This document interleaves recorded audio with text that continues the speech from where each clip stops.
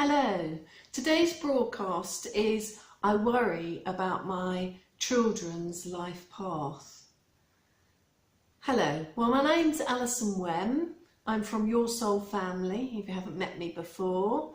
At Your Soul Family, we teach techniques about being in control of your life so that you can work more effectively at work and live more harmoniously at home. So how did I come by these techniques? Well, in my early 40s, I was unexpectedly widowed, and I suddenly found myself with 2 children, a demanding job and no husband, and I really was not coping.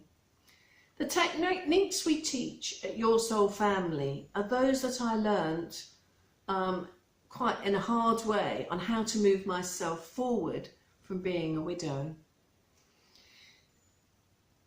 So that's about me, less about me, now more about you.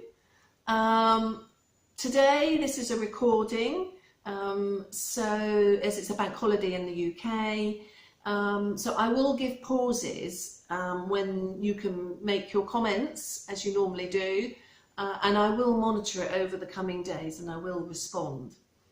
So the topic today is a request from one of the audience, and it's about, I'm worried about the life path of my children.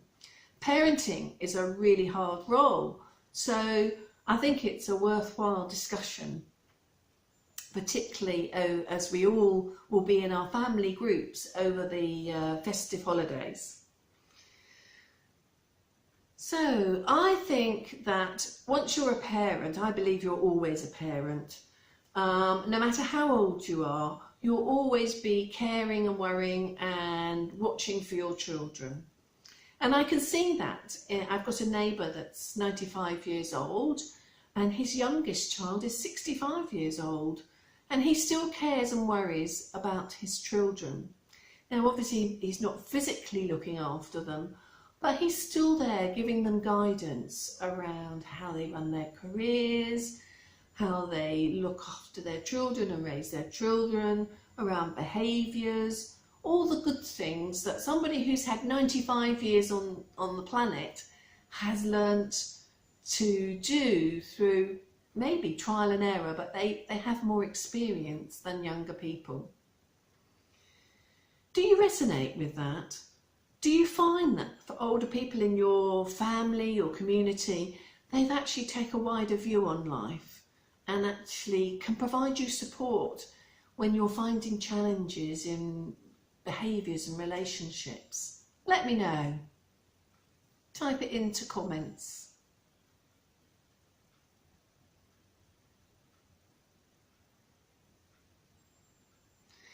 So what is the parental role? It's actually, I think, a very responsible role. It's about, I believe, with your child from the day they're born, it's about holding them, embracing them, caring for them and loving them. But it isn't about owning them. It isn't about telling them what they should do, particularly as they get older. It's about allowing them and guiding them to find the right life path for them. And I believe they will find the right path for themselves. In being a parent, you try to instill values in your children. But when you say, well, what are the right values? I think the values can be a list as long as your arm. But I think that list can change and vary with where you are in your life, with the country you live in, the culture you live in. I think for me, the guiding principle to teach your child would be around be to others how you'd like them to behave with you. So if you want other people to be honest with you in terms of their conversation with you, how they treat you, then you need to be having the same honesty with them. I've always found that if you're behave in a certain way, people often respond in a similar manner. So if you're calm and rational in the way you deal with people, generally they are calm and rational back to you. So I think that's a good principle to try and give children so that it's not like a long list to learn, but actually a general principle as a way to live. Do you agree with me? Let me know. Tap away in the comments and let me know. I find it really useful to see what other people feel and view, particularly as we all live across different countries and different cultures.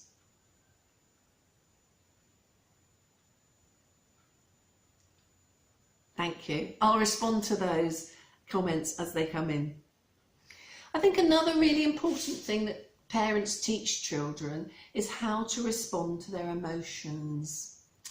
I think there are some 5 really key emotions, and they tell us something about what's happening in our lives. So when we feel grief, that's a process we go through to be able to say goodbye.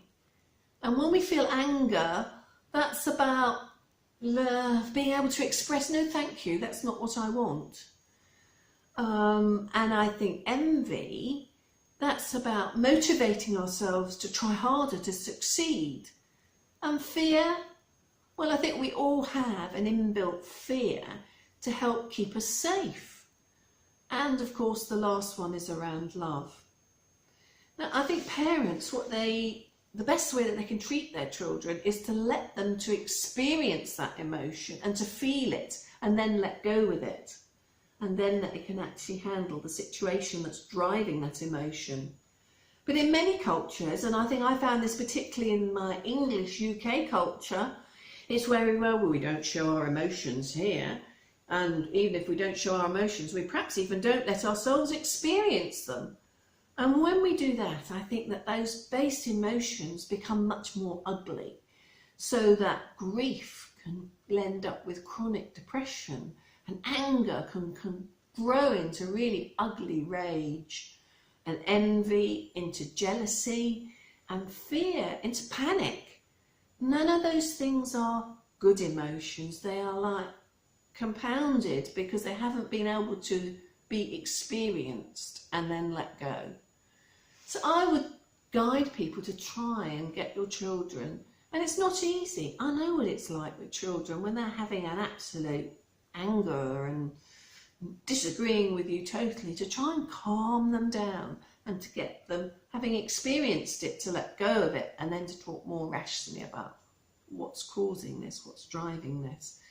And you will struggle with small children with that, but as they start to grow, if you can grow that behaviour, it will be easier even when they're teenagers and really pushing the boundaries.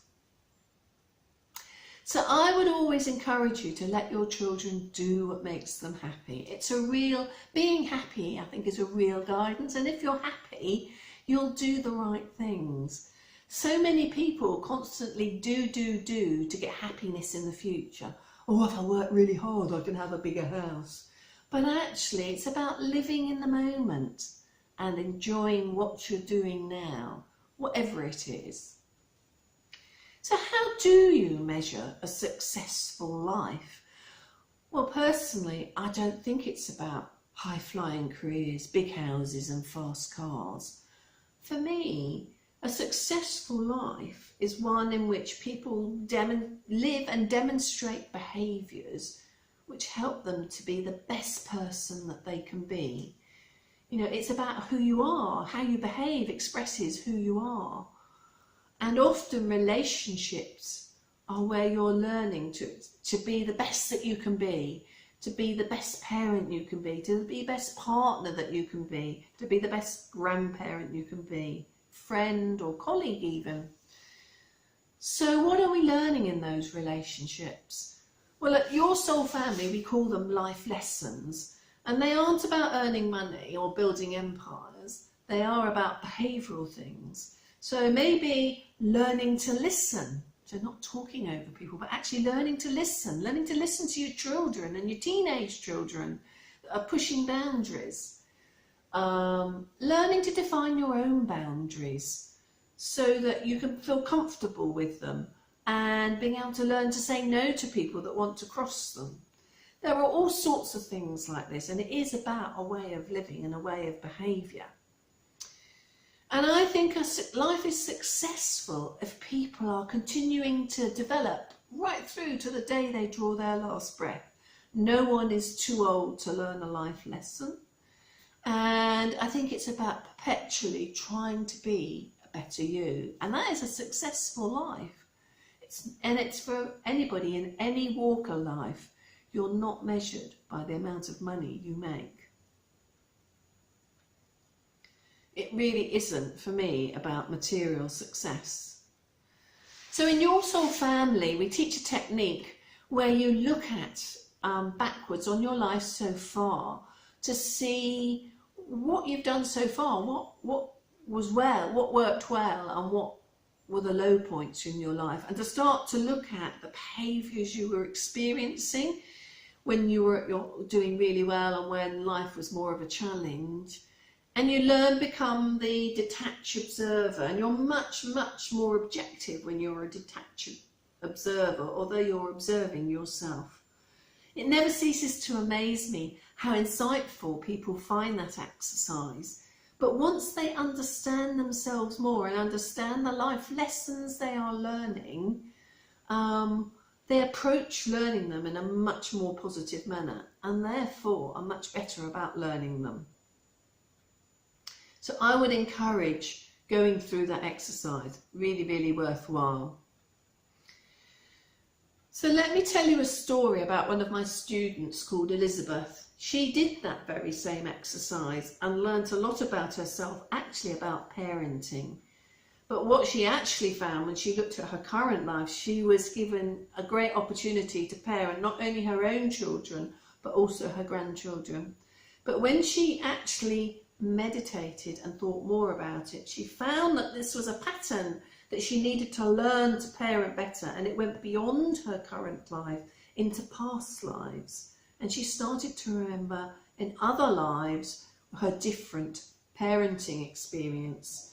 And in some of those, in a particularly poignant one that went rather unfortunately wrong, she'd actually been in a wealthy family, and she'd been very, very remote from her own children.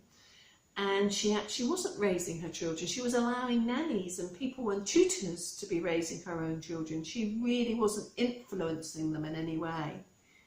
In this life, she was a great parent. The greatest gift she gave her children was an absolutely happy childhood. And they grew up to be very rounded, practical and grounded people. And they seemed to have a calmness.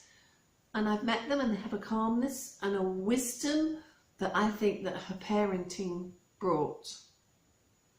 So I would say to you, it's very difficult in modern life. Many families and many cultures these days no longer live in wider family groups. Jobs take parents away nationally or even internationally. So wherever possible, allow your children time with their grandparents.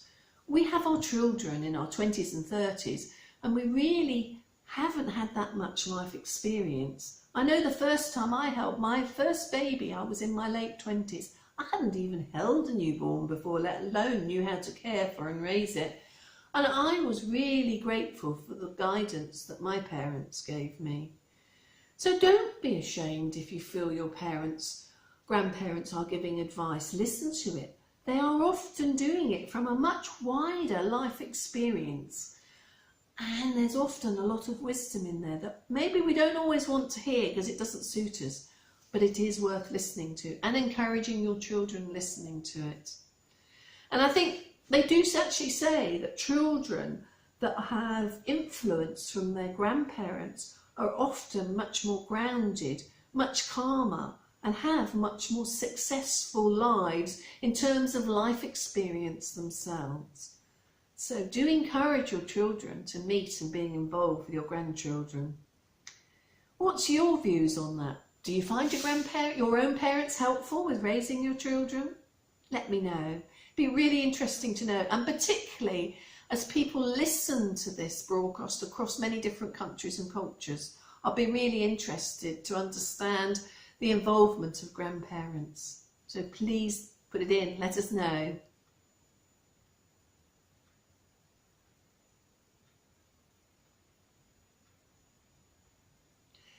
Thank you.